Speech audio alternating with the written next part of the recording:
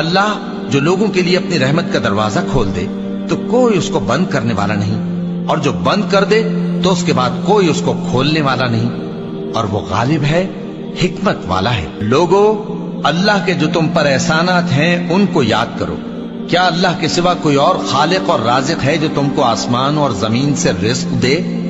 اس کے سوا کوئی معبود نہیں، بس تم کیسے الٹائے جاتے ہو؟ اے پیغمبر، اگر یہ لوگ تم کو جھٹلائیں تو تم سے پہلے بھی پیغمبر جھٹلائے گئے ہیں، اور سب کام اللہ ہی کی طرف لوٹائے جائیں گے۔